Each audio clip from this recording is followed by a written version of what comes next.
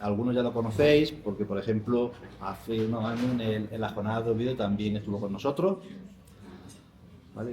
Ricardo Santos Muñoz, que es licenciado en Documentación por la Universidad Carlos III y es director del Departamento de Proceso Técnico de la Biblioteca Nacional de España desde hace 6 años y anteriormente jefe de la sección de autoridades.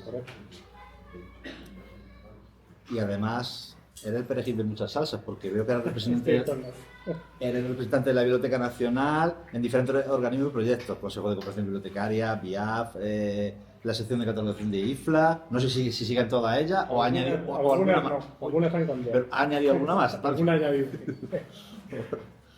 Vale. Y ya trabajan en el proyecto de web semántica datos.bn.es. Desde hace años está trabajando en la aplicación de la RDA, el proceso técnico de biblioteca, y de eso viene hablando, que ya no avanzó algo, ya estuvo hablando de RDA en Oviedo y ahora viene a hablarnos de lo que estamos en boga estos días, de que no hay jornadas ni cursos que si no le ponen la palabra inteligencia artificial no tiene caché. Totalmente. Nuestras jornadas tienen mucho caché porque tenemos a Ricardo de la Biblioteca Nacional que nos va a hablar de inteligencia artificial aplicada al proceso técnico de biblioteca. Perfecto. Muchas gracias. Muy bien. Pues bueno, buenas tardes a todos, a todas. En primer lugar, si miráis el programa veréis que no estoy yo solo, no debería estar aquí yo solo en esta mesa, sino que mi compañera Elena Sánchez Tobales de la Biblioteca Nacional debería estar aquí conmigo. Ella, lamentablemente, por una desafortunada coincidencia de eventos, etcétera, no va a poder estar aquí y os transmito sus disculpas y sus deseos de que ojalá pudiera estar. En su nombre y en el mío, pues quiero dar las gracias a la organización por una vez más contar con la Biblioteca Nacional como para dar el discurso de apertura de estas jornadas. Yo efectivamente estuve hablando de RDA en Oviedo hace ya unos cuantos años.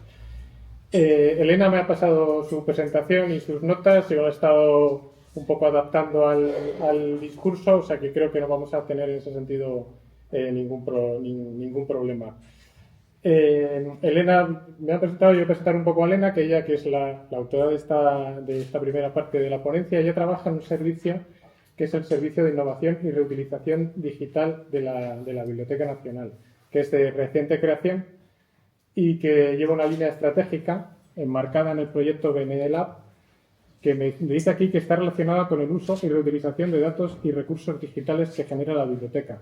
Pero en realidad lo que hace este servicio es un poco lanzarse a la aventura de lo desconocido. Es un poco lo que a mí me gusta, es meterse en todos los jardines que aún no están demasiado estables, y ahí se han metido en la relación de la biblioteca y de los datos de la biblioteca con cosas tan dispersas, tan diversas como la educación, la gastronomía, la música, los juegos, etc. Está investigando en cómo reutilizar los datos de la biblioteca. Y el último, una de estas patas, la que de momento estamos mirando un poco, intentando entender qué es lo que abarca, es la inteligencia artificial. Ni ella ni yo somos expertos en inteligencia artificial, ni vamos a poder compartir proyectos que tengamos ya implementados en la biblioteca o en marcha.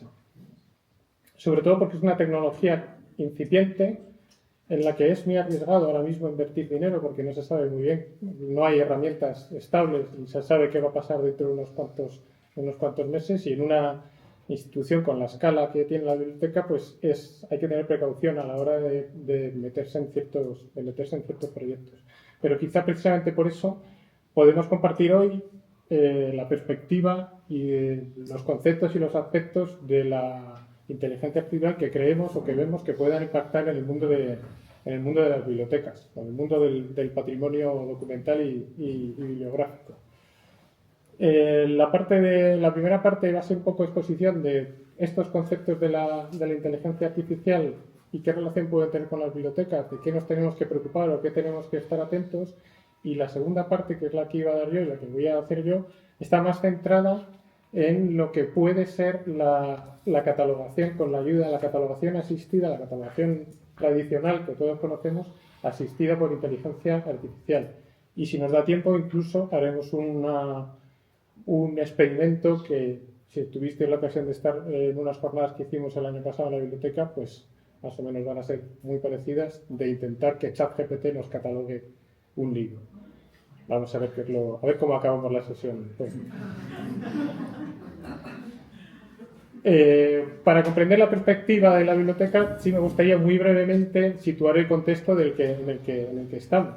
¿Qué relación puede tener? La Biblioteca Nacional, con más de 300 años, lleva 300 años describiendo, reuniendo, identificando y dando acceso al patrimonio que conserva, de unos 35 o 40 millones de piezas aproximadamente. Pero desde hace unas décadas está comprometida con la virtualización de esos servicios y de esos datos.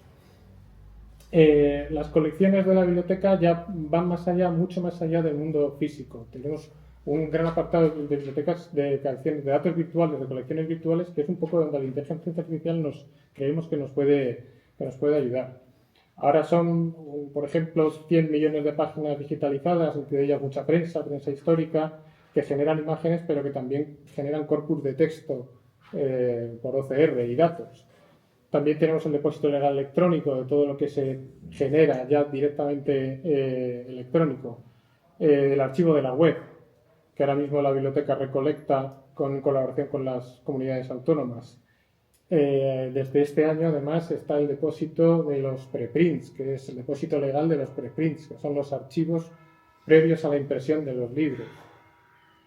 Todo esto es una masa gigante de datos a los que hay que dar acceso, a los que hay que dar difusión, y entre las labores de difusión está a lo que se dedica el servicio de Elena, que es la reutilización de esos datos en contextos muchas veces distintos del que se pensara.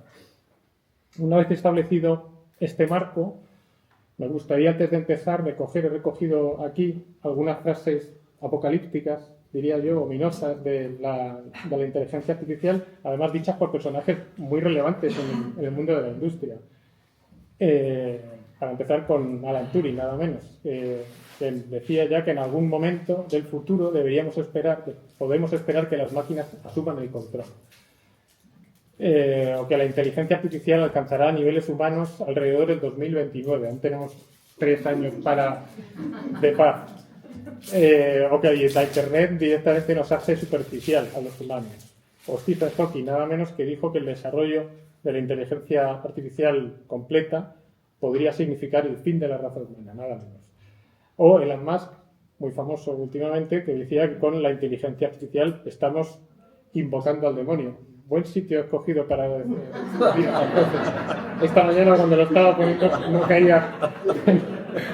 no caía yo en esta curiosa coincidencia. Bueno, estamos aquí a salvo, entonces.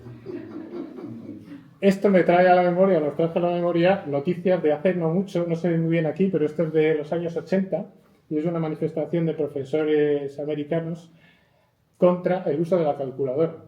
Hoy los vemos y nos resulta un poco ridículo. Esperemos no ser ahora mismo estos señores que están protestando y que las innovaciones tecnológicas forman parte al final de nuestra vida y ya no nos parecen innovaciones. Cogemos un móvil o una calculadora y no nos parece que estemos haciendo nada raro. Con todo esto, lo que quiero decir es que tenemos que adoptar una postura crítica con respecto a lo que se nos vende todos los días, porque al fin y al cabo estamos hablando, como ha dicho en la presentación, como estamos hablando del tema de moda, hay que adoptar una postura crítica, pero nada negativa por sí, sino que creer que estas tecnologías se incorporan de un modo natural a nuestra vida.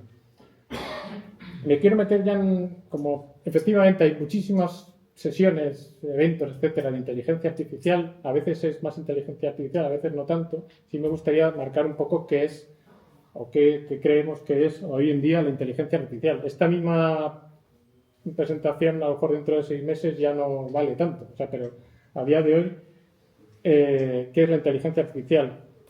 Elena ha traído esta definición de la Comisión Europea, que dice que es el campo de la informática que se enfoca en crear sistemas que pueden realizar tareas que normalmente requieren de inteligencia humana, como el aprendizaje, el razonamiento y la percepción y la interpretación, diría yo, de textos y de otros recursos.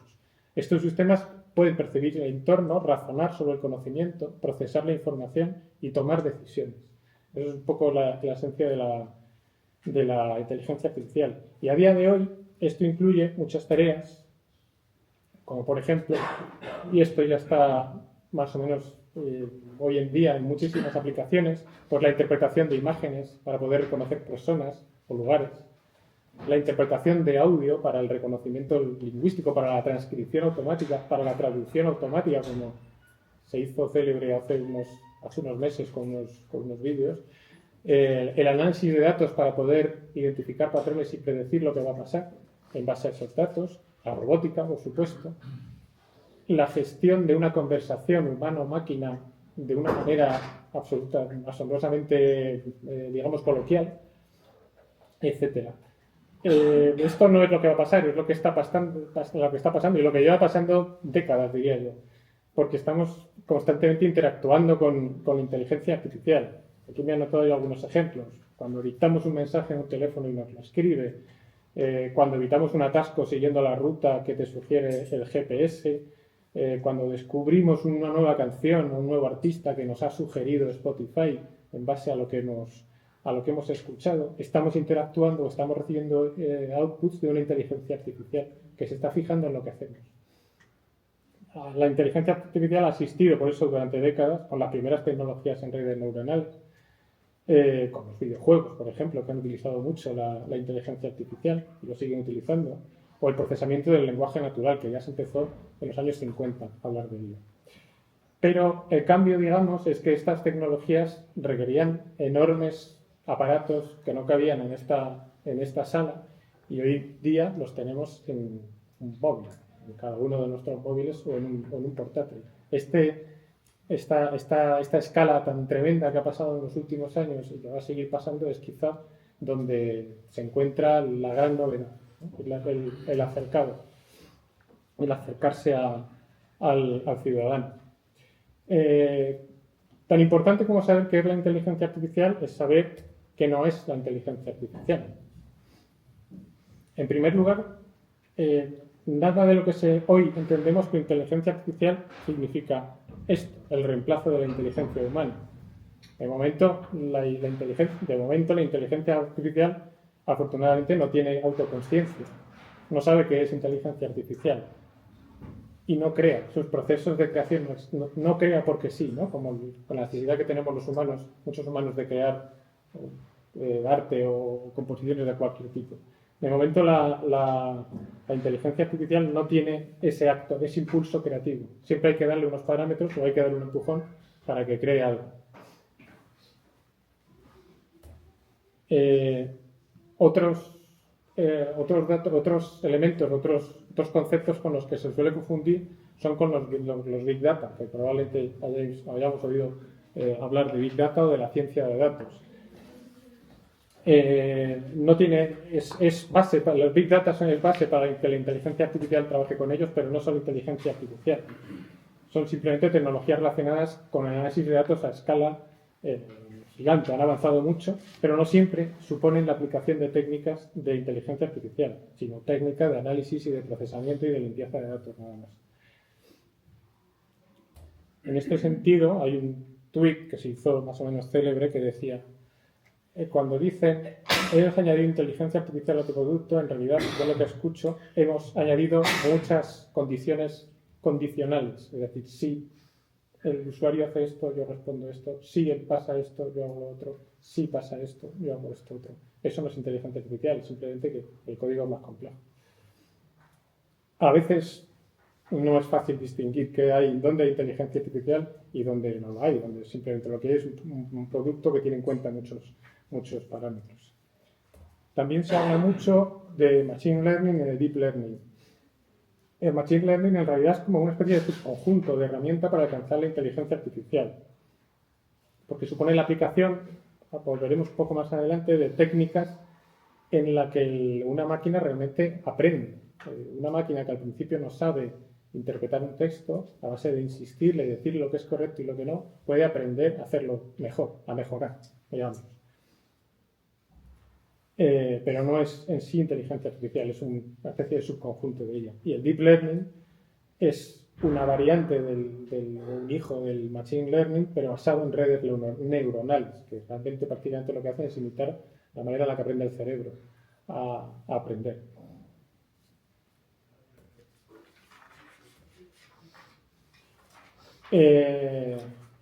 Una descripción de tipos de inteligencia artificial, hay algunas más que las califican según su alcance o según su inteligencia, pero la más útil para las bibliotecas, para nosotros, y que voy a estar refiriéndome a ella constantemente, es la que divide la inteligencia artificial en la descriptiva y la generativa. La descriptiva es simplemente la que comprende los datos, la que analiza y lo comprende, y la que sabe que un dibujo de un caballo es un caballo, y sabe que una foto de Teruel es Teruel, no Granada. La que se aplica a la minería de textos, la que reconoce que en un texto se cita a la Biblioteca Nacional de España, por ejemplo, o se cita un título de una obra, etc. Incluso a partir de eso puede sugerir recomendaciones de libros que te pueden gustar, recomendaciones de páginas web que te pueden interesar, o de documentos, etc. Y otra cosa muy distinta es la inteligencia artificial generativa, que esta sí es la que genera nuevo conocimiento. A partir de lo que sabe, genera nuevo conocimiento. No de modo porque quiera, sino porque se está programado para que lo haga, pero sí es verdad que genera nuevo conocimiento. Contenido nuevo, texto nuevo, imágenes nuevas. No sé si habéis hecho la prueba de pedirle a ChatGPT que os redacte una presentación o un discurso, etc. Lo hace. De hecho, perdonadme que me salga por la tangente, los que me conocen ya saben qué es lo que hago todos los días, a todas horas. El instituto de mis hijos del año pasado, cuando fue la graduación de mi hijo, que terminaba bachillerato, el profesor empezó a leer un discurso y me dijo, le he pedido a la inteligencia artificial que haga un discurso, y nos lo leyó entero, iba haciendo gracias y chistes por el camino, pero era un discurso como el que podía haber dado si no nos hubiera dicho nada. Y la Biblioteca Nacional tiene un post que publicó hace quizá un año, cuando empezó Elena casi a cacharrear estas cosas, en el cual le pidió a ChatGPT que hiciera un post sobre la inteligencia artificial escrito desde la perspectiva de la Biblioteca Nacional. El post terminaba diciendo, esto que acaban de leer es mentira, lo ha realizado ChatGPT, pero era asombroso, era un post, que se podía publicar perfectamente. Eso es inteligencia generativa. Y es lo que más se ha trabajado, lo que llevamos viendo sobre todo en las noticias en los últimos meses. ChatGPT, generadores de imágenes como Dalí o Midjourney, que se han hecho muy famosos con imágenes de famosos, etcétera, haciendo cosas que no estaban haciendo. En fin, seguro que todos hemos visto casos en los telediarios últimamente.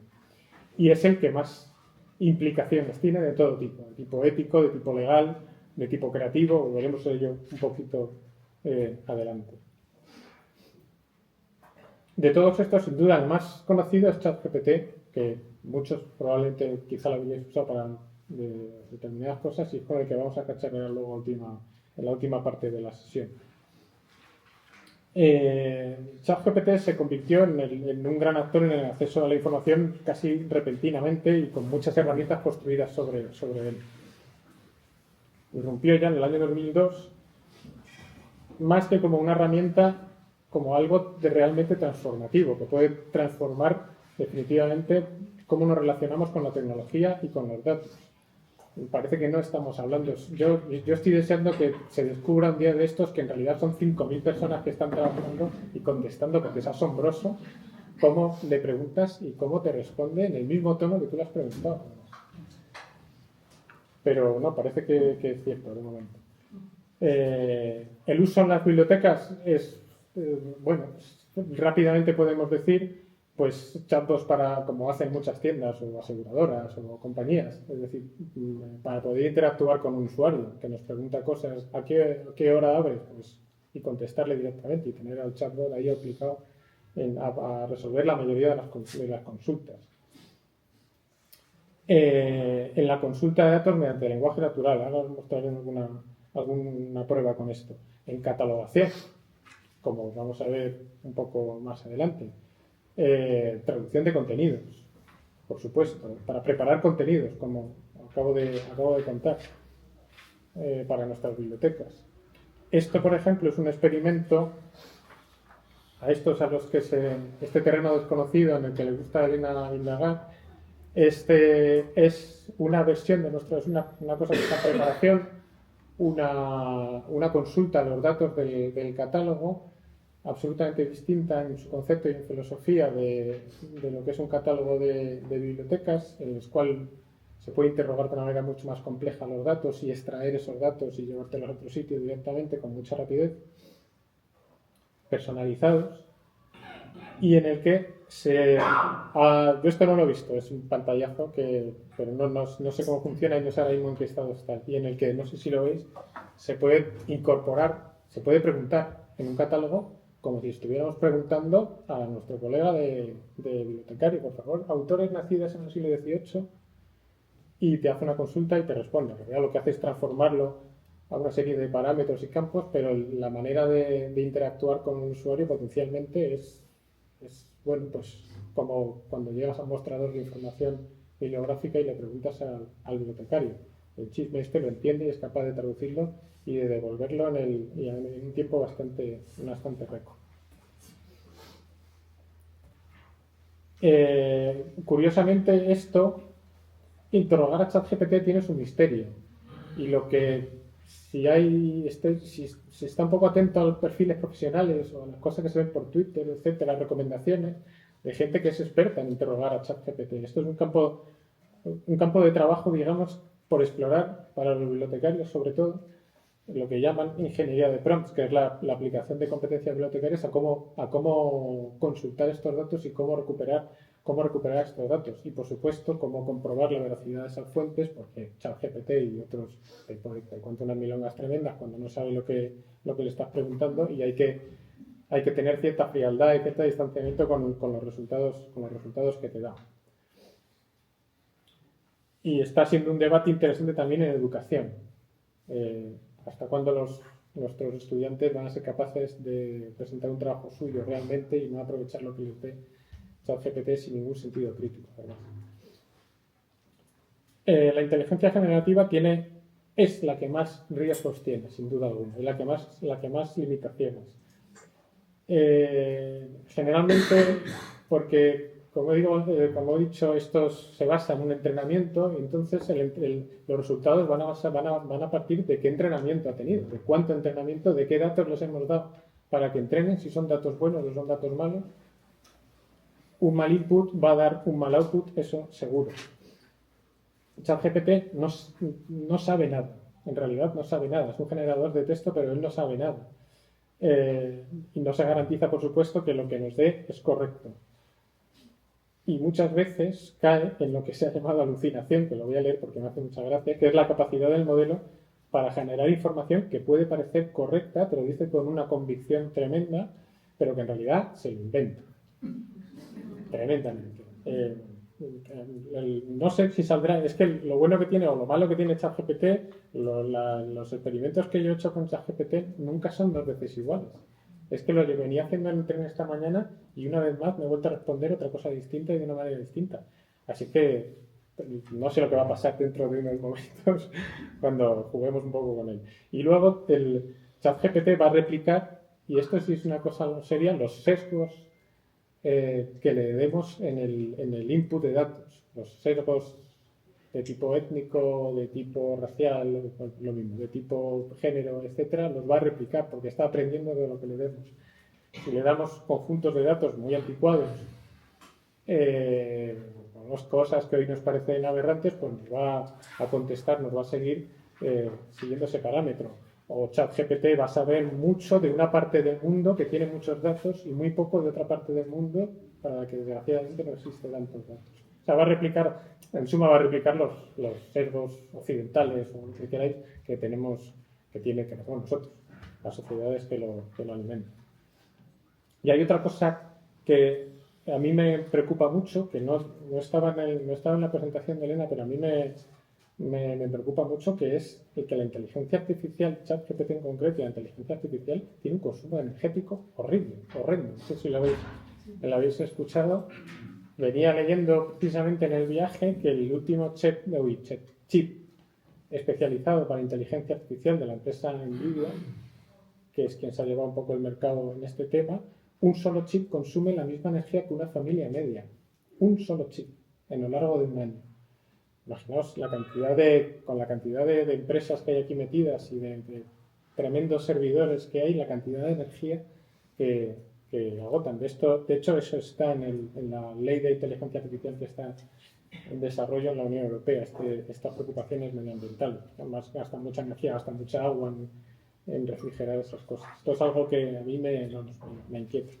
Otro concepto que se confunde con inteligencia artificial, que probablemente quizá hayáis oído, es el LM, los modelos de lenguaje, los Large Language Model, que es un tipo de inteligencia artificial destinado a comprender el lenguaje natural. Realmente lo que hacen es analizar conjuntos monstruosos de datos en un determinado idioma para aprender cómo funciona, para aprender a escribirlo, para aprender a interpretar el lenguaje natural que le damos y para poder escribir en ese lenguaje.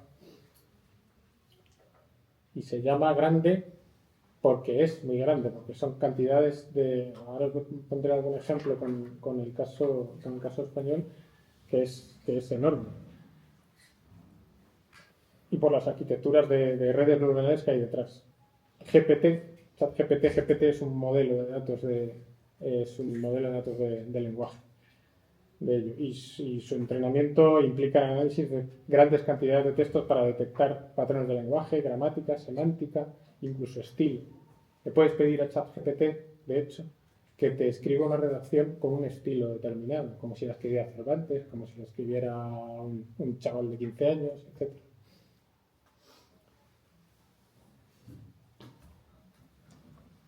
Los ChatGPT imitan perfectamente el estilo de un humano, pueden adaptarse a una variedad de estilos, pero no son errores, no son perfectos, como no lo somos ninguno tampoco, y pueden cometer errores o generar información no fiable, pero que parezca fiable. ¿Veis? Ese es quizá el problema.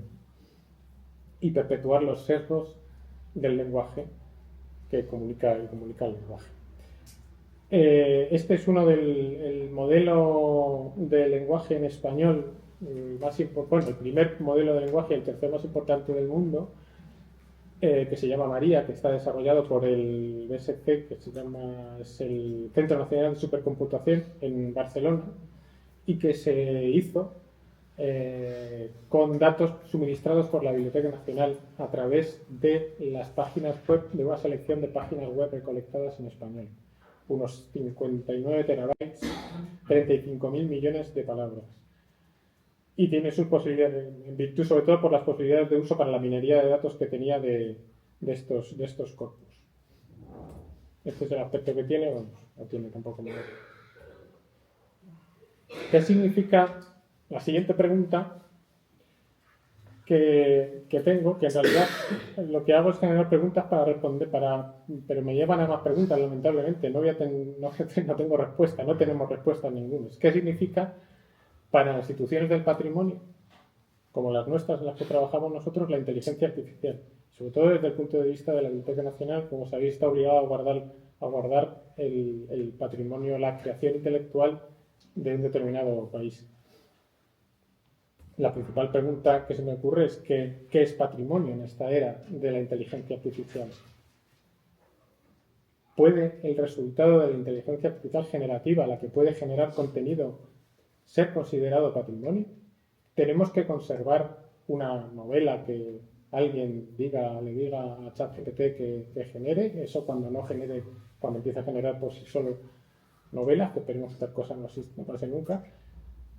Es un objeto de patrimonio. Este dibujo, por ejemplo, este gráfico que veis aquí, que está generado con Midjourney, es objeto de depósito legal. Puede ser objeto de depósito legal.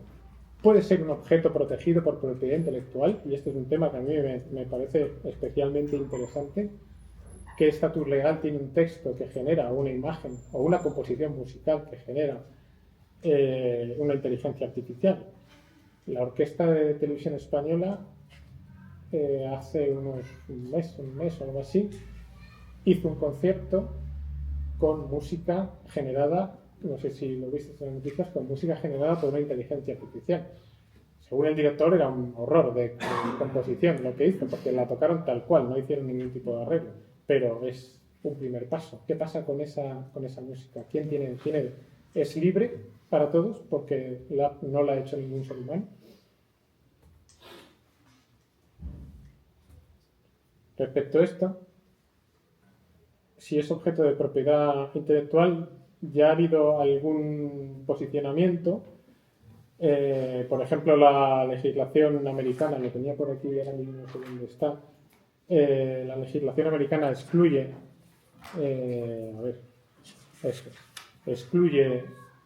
dice que solo las obras que reflejen originalidad humana pueden recibir protección de copyright. Más que nada los tribunales de Estados Unidos son los que lo han hecho. En nuestra legislación, la propiedad intelectual protege las creaciones originales, literarias, artísticas o científicas expresadas en cualquier medio, lo cual deja un vacío importante a la hora de conseguir qué es esta imagen, si tiene copyright o no la tiene. La ley de inteligencia artificial de la Unión Europea, que se aprobará previsiblemente en 2026, que he estado revisando esta misma mañana para ver un poco cuáles son, en qué se centra, no habla de copyright, al menos en lo que está disponible ahora mismo, en lo que se puede consultar. Sí habla de la identificación de riesgos, identifica la inteligencia artificial de mucho riesgo, de poco riesgo, etcétera. La generativa es la que más riesgo tiene. La protección de derechos, pero se refiere a la protección de derechos de privacidad y a la protección de derechos de terceros. Por ejemplo, ChatGPT utiliza o ha utilizado muchas fuentes de noticias de diarios que están protegidas por derechos de propiedad intelectual. Y cuando ChatGPT se presentó al mundo, se avanzaron a demandas contra OpenAI, que es la empresa, porque habían utilizado sin su permiso sus bases de datos, sus contenidos que están protegidos, muchos con contraseñas, etcétera, para entrenar a ChatGPT sin su autorización. Y que debe ser transparente. En cuanto a la IA generativa, tiene que reconocer esos derechos originales que están protegidos. Reconocerá la obligación de identificar que un contenido ha sido hecho por una inteligencia artificial y hay que evitar que genere contenidos ilegales, evidentemente, de tipo, sobre todo, ¿cómo se dice?, que atenten a las minorías, etcétera, ¿no? Y en cuanto a aspectos éticos, siempre viene la misma duda con la inteligencia artificial y con cualquier nueva tecnología que haya aparecido. La inteligencia artificial va a ayudar a democratizar realmente el acceso a la información, va a generar nuevo conocimiento, o una vez más va a ser los que tengan más medios, los que se aprovechen más de la inteligencia artificial para hacerse más poderosos y para eliminar a los más pequeños. ¿Qué papel podemos jugar las bibliotecas a este respecto? Y en cuanto a las bibliotecas,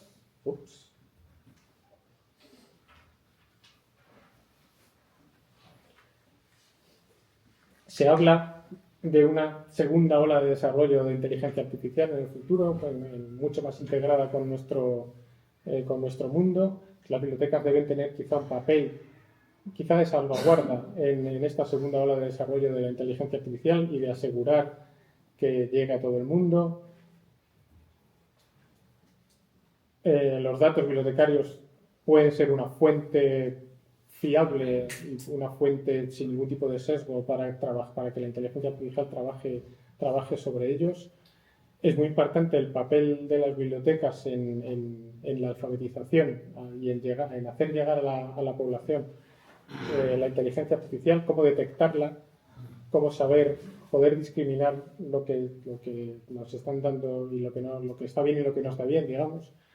Cómo poder detectar sesgos y, sobre todo, un papel crítico en la evaluación de qué herramientas de inteligencia artificial no son útiles a las bibliotecas en nuestro trabajo y cuáles no. Y cómo podemos analizar su resultado. Y en cuanto al personal bibliotecario, pues nos tocará, como siempre, intentar ajustar nuestro rol y las tareas. Se habla de que la inteligencia artificial sustituirá las tareas más repetitivas de los bibliotecarios, ya veremos, y que tendremos que aprender otro tipo de tareas o digamos, dedicarnos a otras tareas que no puede hacer una máquina y, sobre todo, seguir avanzando en nuestra formación y en nuestra capacitación. Este es un una declaración de IFLA de hace no mucho, relativamente reciente, sobre las bibliotecas sin inteligencia artificial, que es más o menos de donde salen estas ideas, como las bibliotecas como tienen que ser sobre todo garantes de la democratización de estas tecnologías para que el mundo, los usuarios estén preparados para poder utilizarlas y utilizarlas bien y saber de lo que tienen que fiarse y de lo que no tienen que fiarse, etcétera. Sobre todo en alfabetización más o menos digital, sobre todo es el papel más importante de las bibliotecas, y en ayudar a los investigadores a utilizar estas herramientas para su mejor beneficio.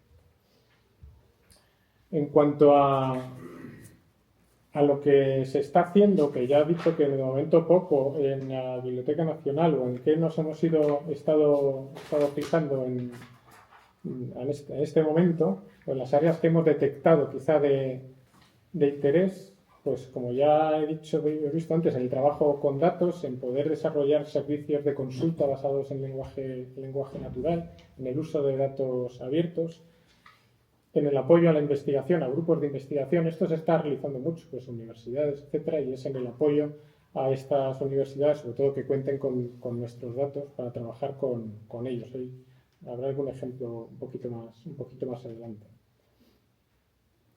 Para las bibliotecas nacionales y para las bibliotecas, el uso de la inteligencia artificial descriptiva tiene quizá más uso de momento que la generativa, porque sí nos puede ayudar a muchas tareas, sobre todo repetitivas, pues a interrogar bases de datos o corpus textuales con lenguaje natural, a mejorar los procesos de OCR, a poder transcribir mejor los mensajes, los procesos de OCR, a la transcripción de manuscritos. Creo que María José el viernes os hablará de ello en una presentación.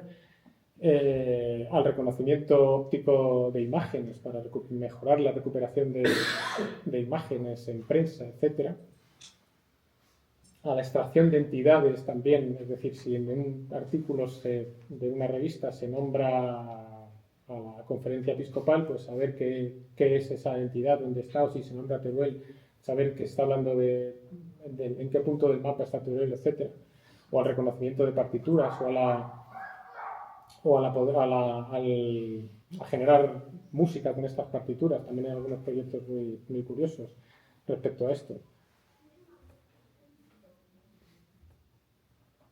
A la mejora de los procesos de trabajo, como por ejemplo los chatbots asistenciales, lo que hemos dicho antes de que una biblioteca puede tener un asistente virtual que responda a las consultas de los usuarios, a la catalogación automatizada, a la clasificación automatizada, a la deduplicación automática de registros. Estoy un proyecto que ha presentado CLC, aunque no da demasiadas pistas de cómo lo ha hecho, OCLC, como sabéis, es el mayor catálogo colectivo del mundo y han corrido varios programas de inteligencia artificial para poder detectar duplicados y unirlos y limpiar, digamos, esos duplicados.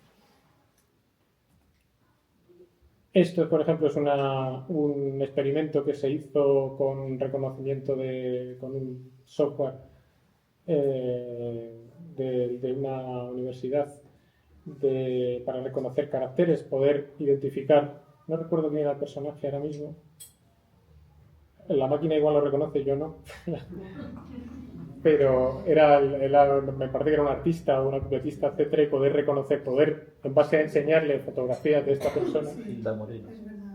Hilda Moreno, tampoco la reconocería. Poder reconocerla en cubiertas de revistas, etcétera.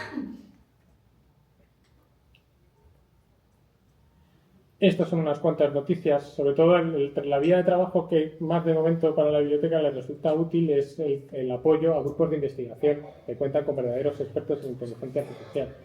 Esta es una noticia que se descubrió, esto es de enero del año pasado, de una obra desconocida de Lope de Vega en los fondos de la BNE a base de comparar pues, el estilo y otra serie de valores con inteligencia artificial, según decían los que lo llevaban del grupo Prolope, con una tasa de probabilidad del 99%. o este último con la Universidad de Alicante de transcribir, digitalizar y divulgar partituras musicales de bibliotecas españolas, poco conocidas. Por último, para terminar, algunas ideas clave.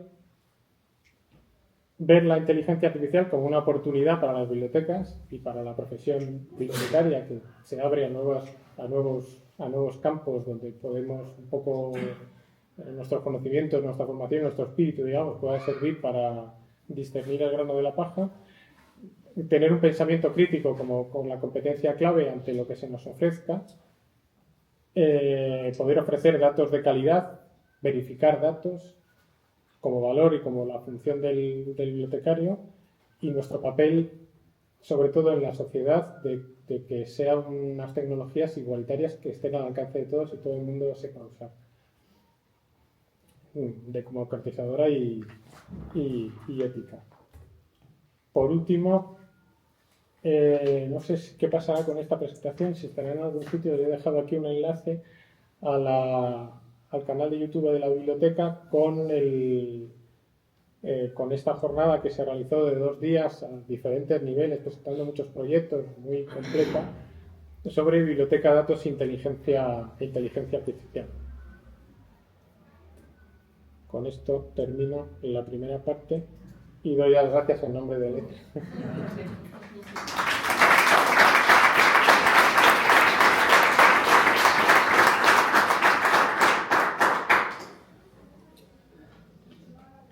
Bueno, con posterioridad a la jornada, todas las presentaciones, si los ponentes dan su permiso, se subirán a la página web. Perfecto. ¿Vale? Incluido la grabación de la sesión, igual todos los que den su permiso se subirán.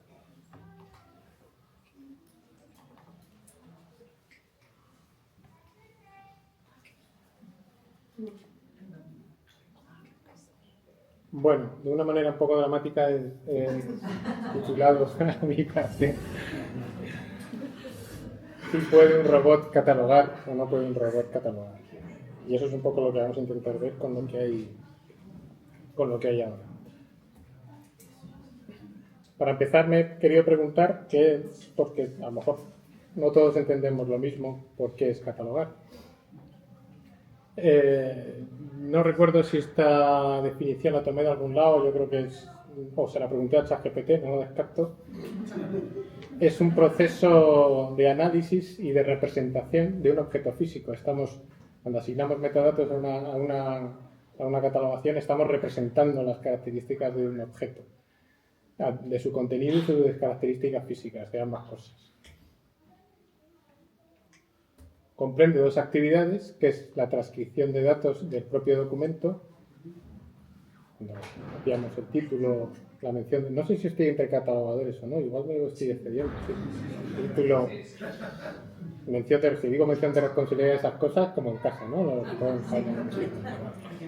Puede hablar de etiquetas MARC también. También. Muy bien.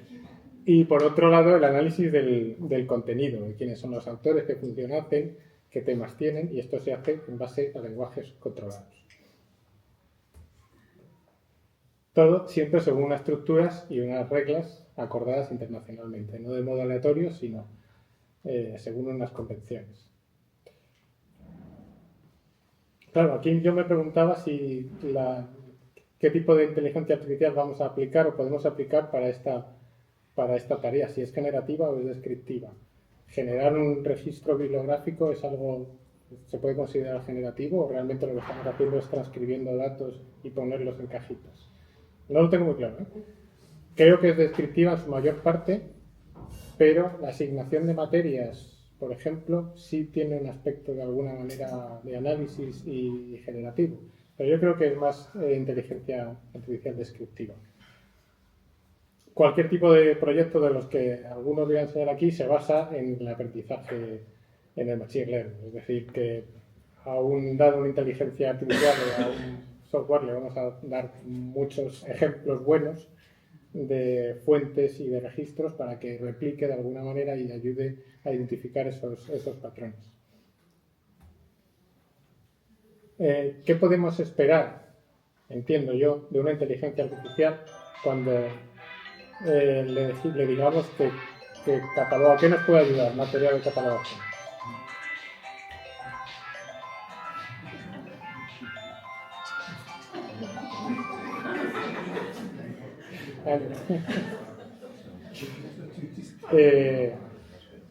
¿A qué le pediría yo? Bueno, pues que me ayudara a transcribir datos, que quizás es la parte más, bueno, de alguna manera que se me ocurre que una máquina puede hacer, y más repetitiva. Es decir, transcribir datos, para ello lo que tiene que hacer es interpretarlos, que tiene que saber que un título es un título y que una editorial es una editorial y no un título. Tiene su miga aquello.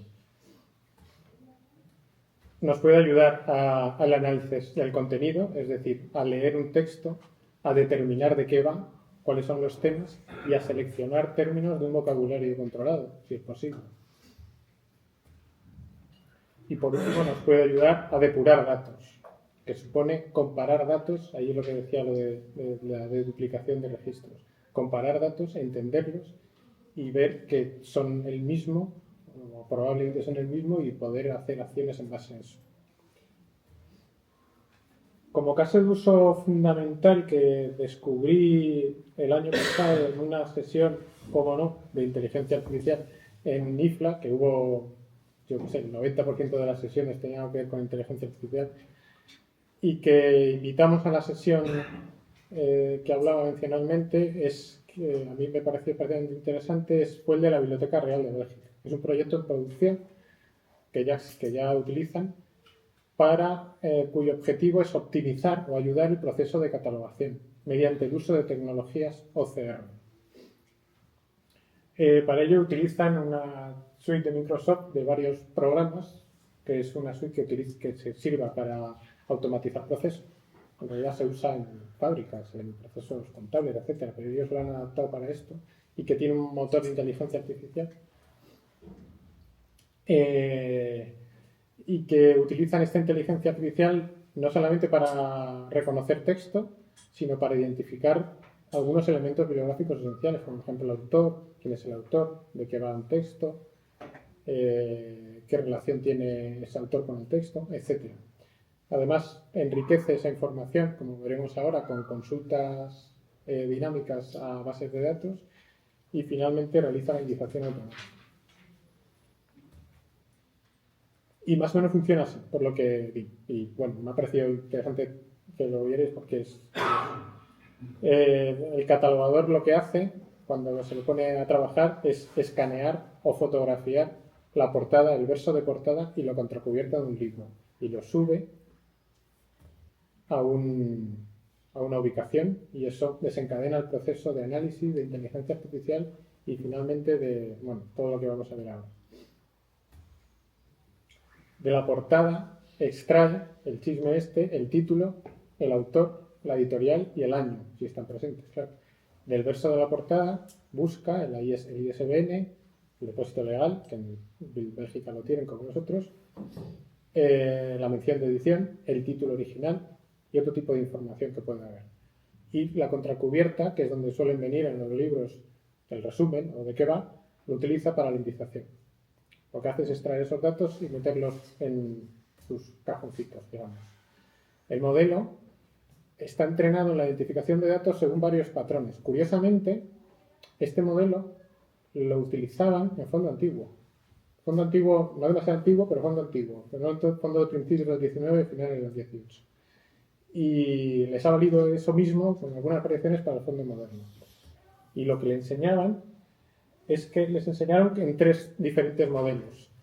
Y en esos 3 diferentes modelos pues identificaban que unas veces el autor está arriba del todo, otras veces está en el medio de la página, que el título unas veces está arriba, otras veces está en el medio, que a veces hay un editor, que a veces hay 2 editores.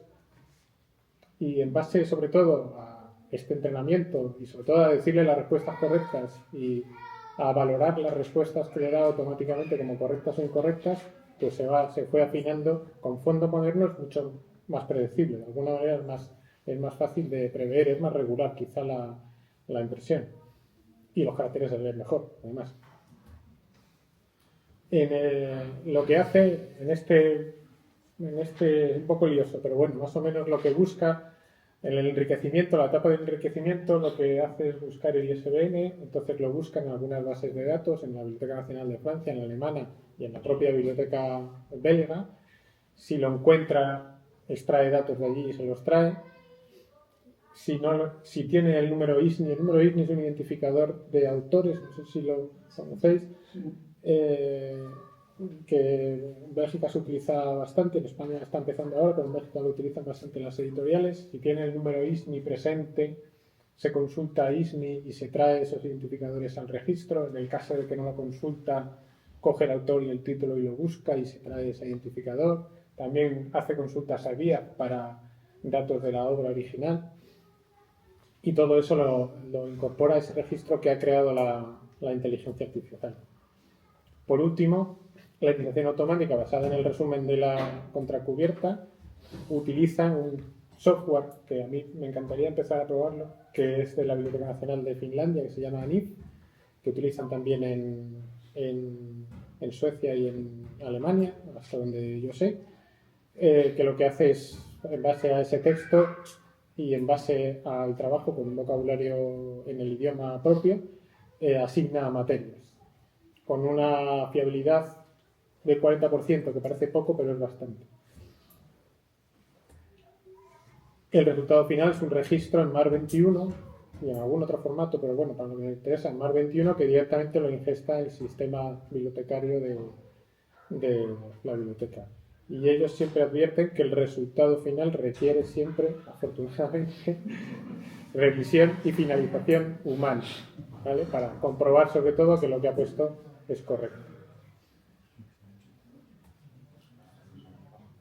En la biblioteca, en la BNE, nos gustaría empezar este año, porque tenemos la suite esta de Microsoft, por una de estas casualidades de la vida, tenemos en la biblioteca tal cual, con lo cual le hemos tenido alguna reunión con los colegas belgas y nos han pasado su flujo de trabajo, que es un archivo que tenemos que integrar de alguna manera con la plataforma esta, y sí nos gustaría empezar a probarlo, con la ventaja de que, como he dicho al principio, la Biblioteca Nacional desde este año recibe los preprints, es decir, no tenemos que escanear nada porque ya nos vienen esas portadas ya no vienen escaneados, con lo cual sí me gustaría que hubiera un proceso automático que ingresa, lo cataloga y lo pone a disposición en el catálogo al día siguiente. Pero bueno, eso esperemos que sí o ya veremos lo que pasa. He estado también, para preparar esta charla, viendo otras presentaciones de la Library of Congress, que en el momento están en una etapa bastante experimental, y en cuanto a catalogación, están explorando muchas cosas. En cuanto a catalogación, han hecho un piloto para materiales digitales, para los libros electrónicos. Utilizan varios modelos con ebooks, están catalogados correctamente por personal de la Biblioteca del Congreso, pero no es un mero experimento. Repiten que de momento no hay intención de ponerlo en producción. Y dividen la tarea, como es bastante lógico, en dos cosas. Una cosa que llaman la Token Classification, que es extraer títulos, editoriales, etc., y otra la Text Classification, que es análisis del contenido. Pero lo que sí me interesó fueron las conclusiones. Me parecieron que estaban muy acertadas y me quería compartirlo con vosotros. Que es difícil medir la calidad de cuánto es suficientemente bueno. Es decir, no nos va a dar un registro como si fuera un humano. Además, los catalogadores son muy especiales, como ya sabemos todos. No nos va a dar algo que nos satisfaga 100%. ¿Cuánto es bueno? ¿Cuánto nos compensa tener una máquina que luego tengamos que trabajar sobre ella y corregir? ¿Cuánto nos vamos a fiar? ¿Dónde está el estándar, el límite de calidad que además compensa una inversión económica? La decisión de inversión reconocen que es muy difícil porque la tecnología está muy cambiante y los costes a día de hoy son desconocidos. Igual ahora te parece barato y dentro de poco va a subir muchísimo sobre todo si quieres estar al día. No hay ningún estándar de calidad de referencia al que compararse, ninguna política parecida, estamos todos un poco en lo desconocido. Es necesario, a mí esto me parece muy importante, integrar estas herramientas en los flujos de trabajo. Si yo tengo que sacar una foto, como el caso belga, la subo no sé dónde, saco esto, no sé qué, me va a decir alguno de los catalogadores que tengo, sobre todo los más veteranos, en lo que tú haces eso yo te catalogo el libro. Ese y 3 más. Entonces, necesitamos que esté integrado y que no tenga que ir a ningún sitio por los datos, sino que directamente me aparezca en el sistema en el que yo catalogo. Si no, es un fracaso. Y por último, para evitar el rechazo que provocan, que somos humanos y que van a provocar en nuestros colegas, en nosotros mismos, tiene que ser algo fácil de usar, intuitivo, para evitar ese rechazo. Y quizá el trabajo de catalogación será a un nivel más alto, quizá no de libro a libro, sino en un conjunto de datos. Esto como futurismo. De la BNF también tienen un proyecto a 6 años de inteligencia artificial que incluye una parte de varias tareas relacionadas con la catalogación. A día de hoy no he podido descubrir nada más que esto, o sea, no sé en qué momento están, pero viniendo de la BNF hay que seguirle mucho la pista porque hacen cosas muy interesantes, pues, desde enriquecimiento retrospectivo al trabajo diario de extracción de metadatos, etc. Y por último, lo que yo he puesto aquí, que es una expresión que existe en inglés, en español no existe, pero a mí me gusta mucho, el elefante en la habitación. Esto es un caso que lleva en la mesa del Departamento de Proceso Técnico casi 2 meses y no sabemos qué hacer con él. Y por eso he traído aquí para que me ayudéis, por favor. No sé si lo veis. Este libro es un libro, está creado por ChatGPT y por David Guisado. ¿Vale? Es una novela. Y dice sobre los autores. Y te viene el David Guisado, que es extremeño, es un señor extremeño, y ChatGPT, que es un robot que vete a saber dónde anda. Y es el autor. Y lo reconoce como el autor. Te explica en el libro, creo que lo he puesto por aquí, no sé si lo ves, el proceso de creación, apoyándome en ChatGPT, comenzó con una simple orden de prueba. Escribe los capítulos que tendría un libro para adolescentes sobre una inteligencia artificial que se vuelve vergonzosa, le pedí. A esta orden, la herramienta arrojó un primer esqueleto de capítulos que luego modificó levemente durante el transcurso de las preguntas y respuestas. Sin embargo, lo más curioso para mí fue que ya arrojó un nombre para esa inteligencia artificial, Iris. Y claro, esto a mí me da problemas. O sea, tengo problemas el autor se ha cuidado, eso sí, de poner que el copyright es suyo. No lo he puesto aquí, pero el copyright no es de ChatGPT, es suyo. Ahí se ha cuidado en salud. Pero ¿es él el autor realmente? Ponemos a catalogar este libro. ¿Quién es el autor de este libro? ¿ChatGPT qué es? ¿Una persona? ¿Un programa? ¿Cómo puede ser un programa? Aún no lo hemos resuelto. No sabemos qué vamos a hacer con él.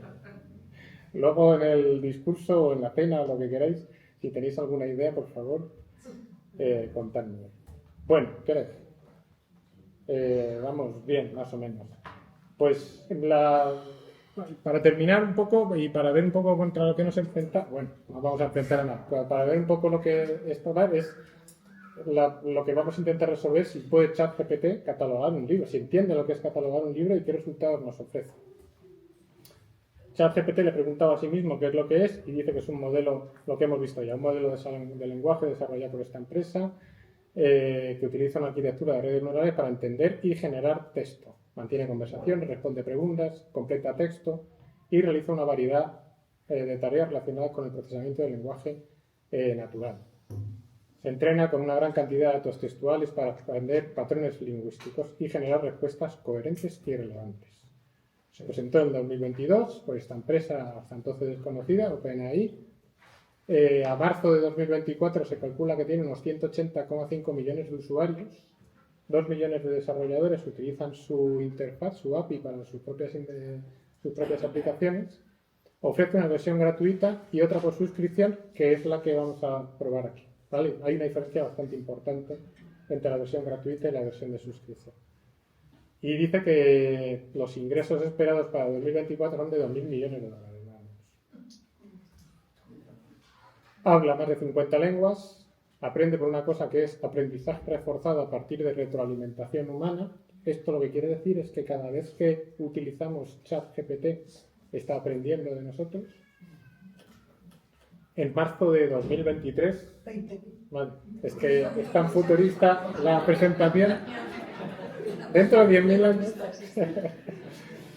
Y esto es importante, en septiembre, hasta entonces no podía hacerlo, comenzó a navegar por internet, o sea, puede buscar información, que hasta entonces no podía hacerlo. Puede responder preguntas, generar textos, escribir código, componer música, poesía, traducir, jugar, pero puede catalogar. Vamos. Lo que quiero hacer es proponer a ChatGPT unas tareas relativas a la catalogación y vamos a ir de lo más general a lo más concreto y en español. La versión 3.5, por lo que he visto, no puede acceder a base de datos ni puede navegar y no acepta ficheros ni enlaces a ficheros, lo cual nos sirve de poco. Vamos a ver qué tal sale esto.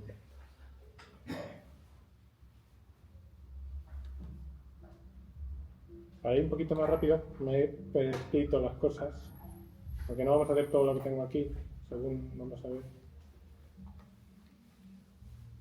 Vamos a preguntarle a ChatGPT si puedes catalogar.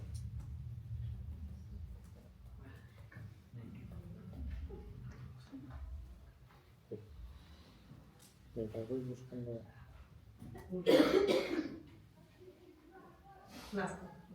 ¿Lo leéis? ¿Se ve bien, por cierto? Claro, dice. Vaya pregunta, la falta de aquí.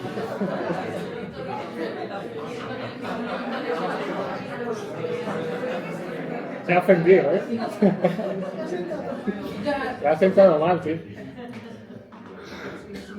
En pocas palabras, lo pone en la etiqueta correcta. Directamente, siempre tengo aquí algunas preguntas, pero me va a responder, o sea que no, ya lo digo que lo hace, sabe lo que es ISBD, sabe lo que es RDA. ¿Qué pasa si le doy un ISBN?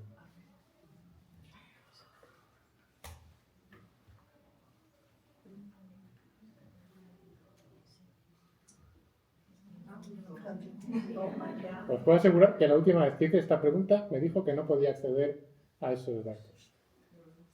Es el infinito no. Algunos hablan de albañilería, panadería. Sí.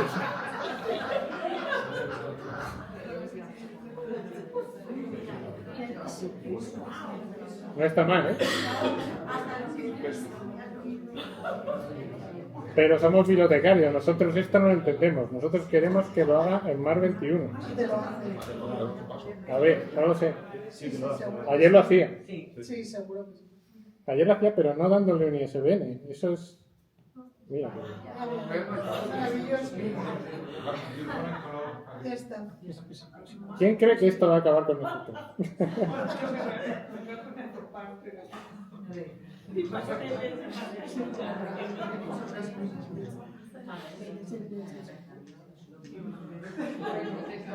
Bueno, ahora me lo explica. Lo voy a cortar. Sí, te lo explica, te lo explica. Te lo explica, sabe lo que dice. Me ha puesto las materias en inglés. A veces me las pone en español. Pero fijaos, me ha puesto las páginas, etcétera, no está mal. Pero se lo voy a poner más difícil todo.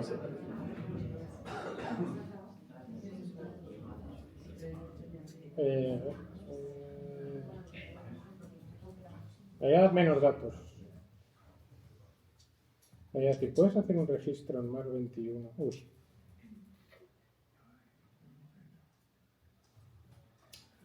A ver. En Mar 21. De la primera edición. Porque, claro, me ha cogido la última capilla. De El infinito en 5.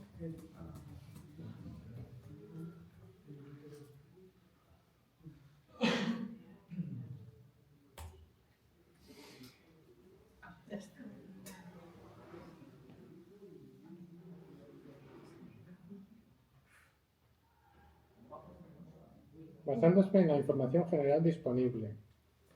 Pero claro, dice que necesitamos detalles y no sé qué. Es 2019 ha puesto. ¿El ISBN será verdad o se la acaban? Yo creo que se lo ha inventado. Ha puesto, se ha inventado una mención de edición para decir que es la primera edición. Ahí está, me lo dice. Me dice que la información, como la fecha exacta, debería ser verificada contra una fuente confiable. Pero bueno, no está mal. Ahora se lo vamos a poner un poco más fácil.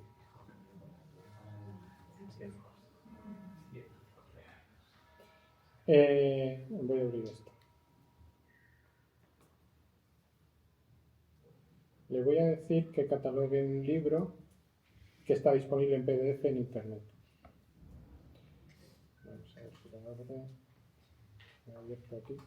Puede ser.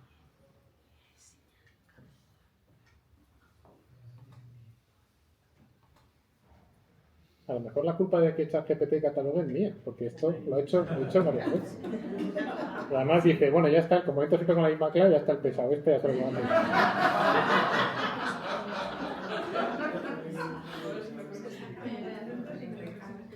Bueno, aquí tenéis un poco los datos. Es un libro de la Junta de Extremadura adaptado para lectura fácil. Los datos están un poco diseminados. Por aquí está el pie de imprenta, digamos, los datos de edición. La autora tiene un alias que no sé qué va a tratar, qué va a hacer con él. Bueno, vamos a ver qué es lo que hace. Lo he copiado, creo que sí.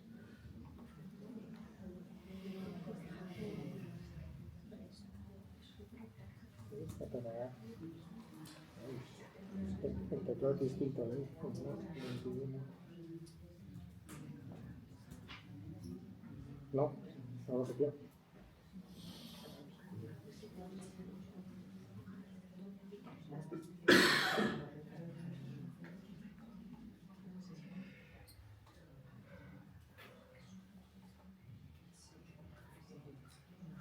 Ay, perdón. Es que el teclado no se parece al mío mucho y me estoy liando. Control V.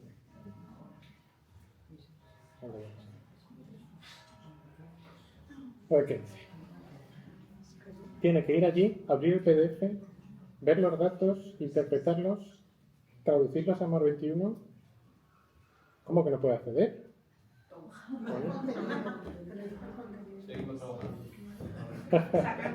Yo creo que hoy está... No, se lo va a inventar, nada, no me interesa. No pasa nada, lo tengo aquí cerca.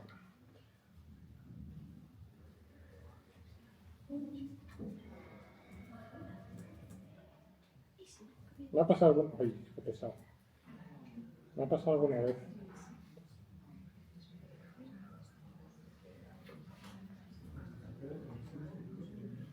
¿Qué no es?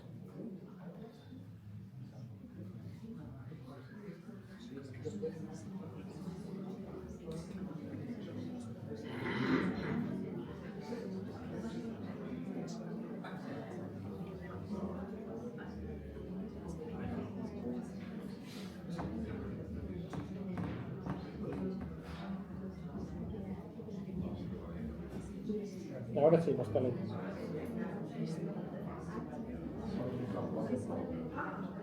¿Ha identificado quién es el editor? Cosa que me parece de mucho valor porque está pequeñito en el...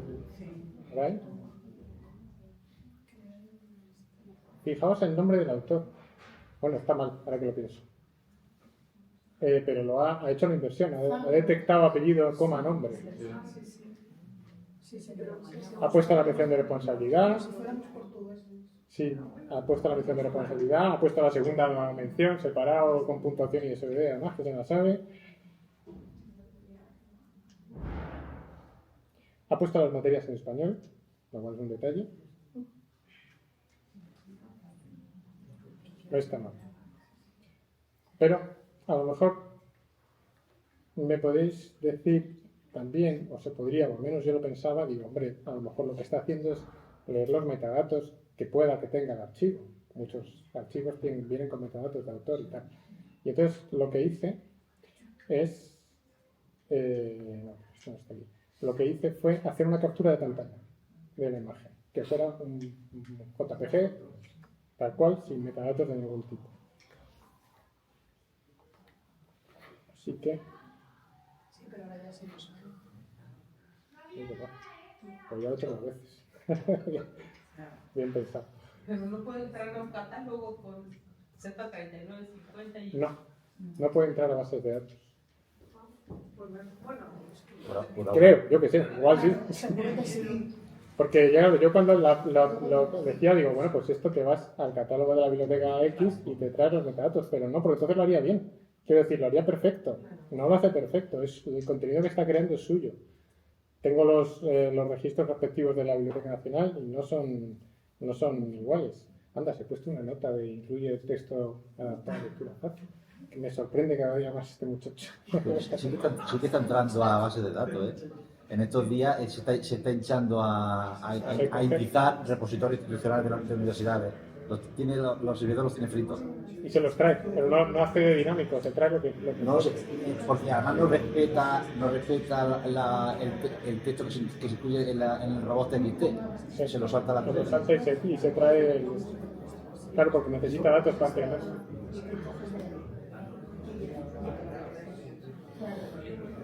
Vale, vamos a terminar.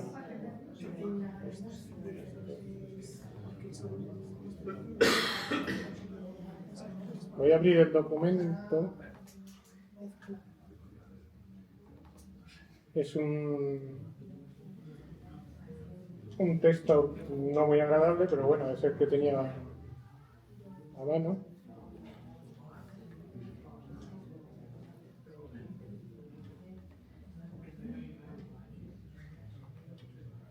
¿Y le has hecho foto? Sí, en vez de darle el archivo, lo que hice fue sacar una captura de pantalla de la portada y la contraportada, me parece.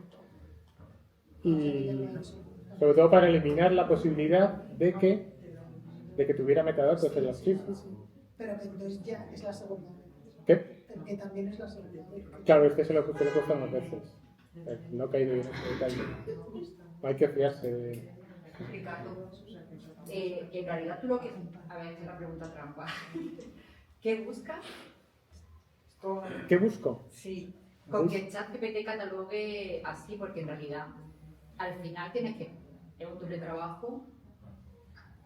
Bueno, es un doble O trabajo. es llegar a integrar realmente ChatGPT en un sistema de gestión que te catalogue automáticamente. Claro, porque tiene, o sea, ChatGPT, en la versión de pago, tiene, o sea, lo puedes integrar puedes consultar su API con tu programa. Entonces se puede integrar y de hecho, no lo voy a hacer porque tarda un poco, pero me lo puedo descargar en formato MAC. ¿Pero lo integras o captas como Z? Lo integras, te genera un archivo, me lo voy a poner.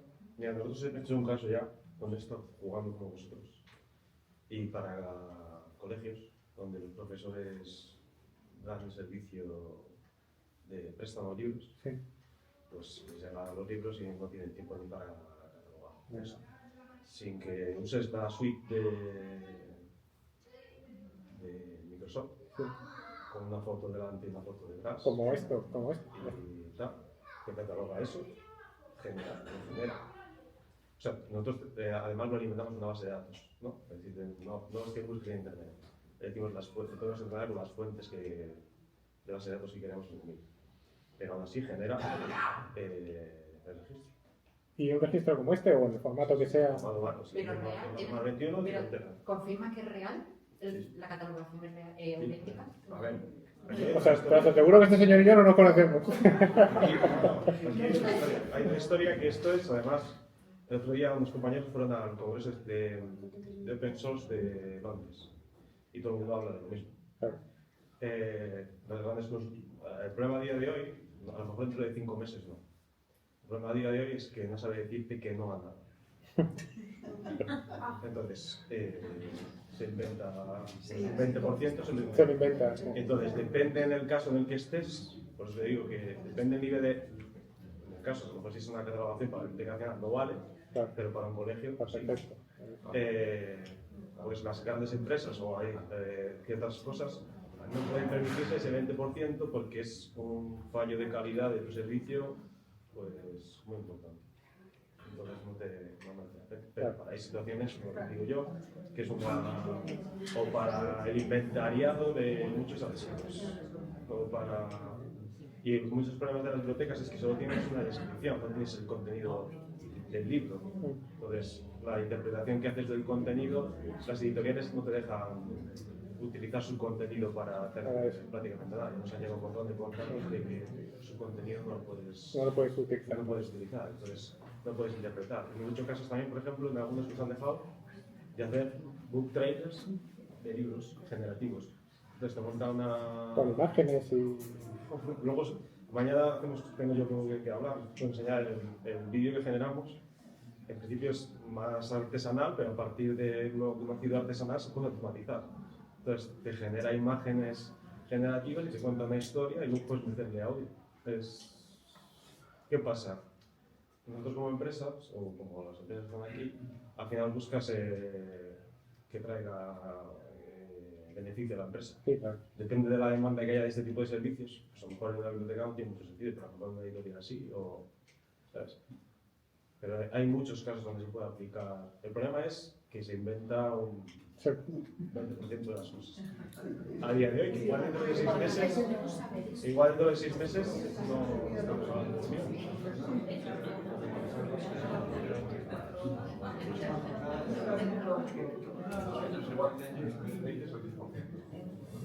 De hecho, bueno, lo pararé, pero te puede generar un archivo en formato MAR. De catálogo igual patrimonial, o sea, de catálogo igual del siglo XVI, original.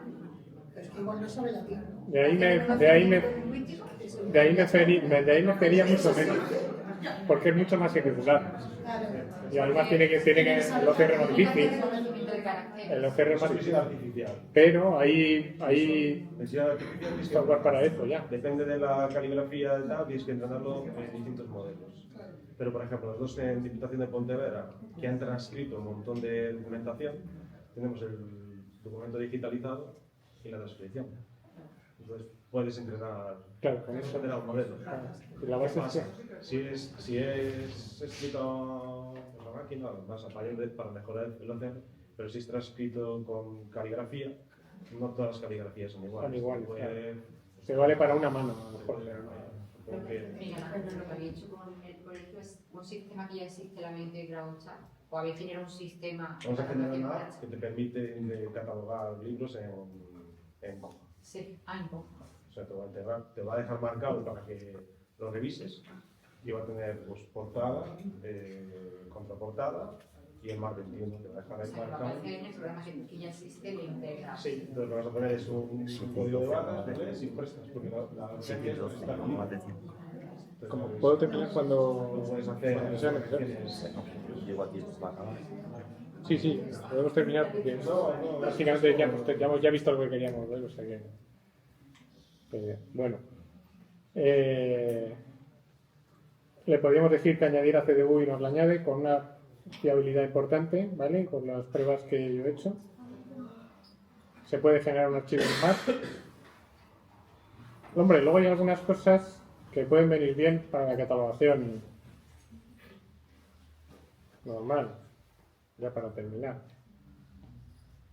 Por ejemplo, yo tengo un resumen en alemán que no tengo ni idea de lo que es. Uy, ya me lo he dicho lo que tiene que hacer con esto. Puedo decir que o directamente asignar materias en español a este texto. Bueno, en alemán, no sé. Ay, qué lata. Me parece que era este el texto. Me parece que iba de derecho o algo así, creo. Si alguien sabe alemán en la sala.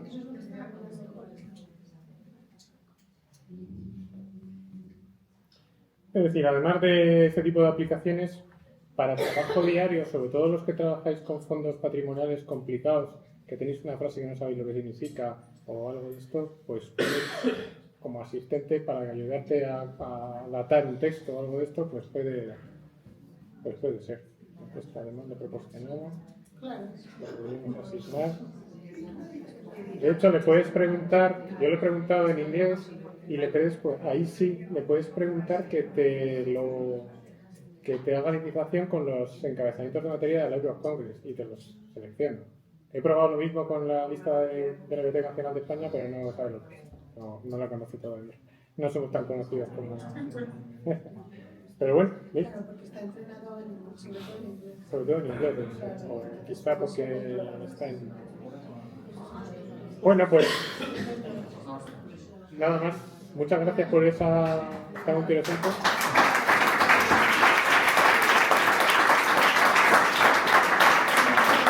Tenemos tiempo